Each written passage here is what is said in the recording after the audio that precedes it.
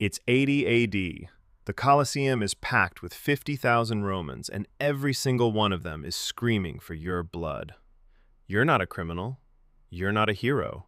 You're a gladiator. And today might be the last sunrise you ever see. Here's how your day actually goes. Your day starts before the sun, in a stone cell beneath the arena. The straw mattress is older than you are. You wash with cold water from a bucket, tighten the leather straps on your greaves, and you touch the small wooden plaque by your bed, the one with your name carved into it. If you die today, that plaque is all that's left. You don't pray to the gods. You've noticed the gods don't answer. Then comes the ludus, the training yard. A retired fighter, the lanista, screams at you to hit harder, faster, lower. He's not cruel, he's practical. A gladiator who fights well dies old. A gladiator who fights badly dies today. You drill with a wooden sword until your arms burn. The other men around you? Some are slaves. Some are volunteers who signed contracts for the money. Yes, volunteers. The crowd doesn't know that, and neither do you most mornings. Midday, the gates open. You climb into the arena and the noise hits you like a wall. 50,000 voices, all at once, all hungry. The sand beneath your feet has absorbed more blood than the Tiber carries water.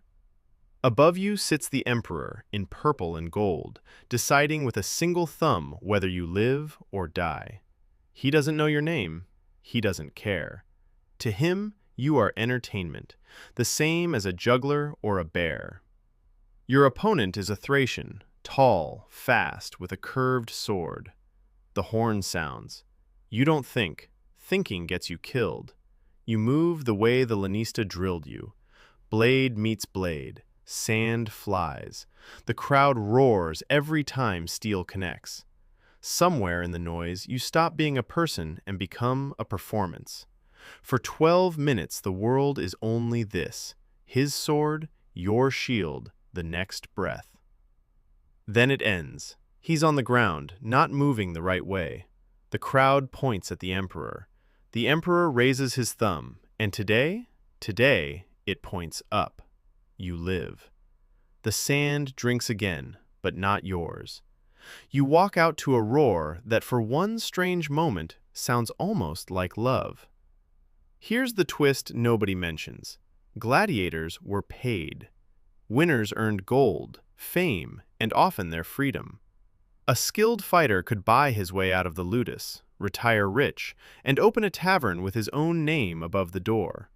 Some were so famous they endorsed products, the ancient version of a sports star. You're risking your life, yes, but you're also one of the highest paid men in Rome. Night falls. Back in the cell, you count your coins by lamplight.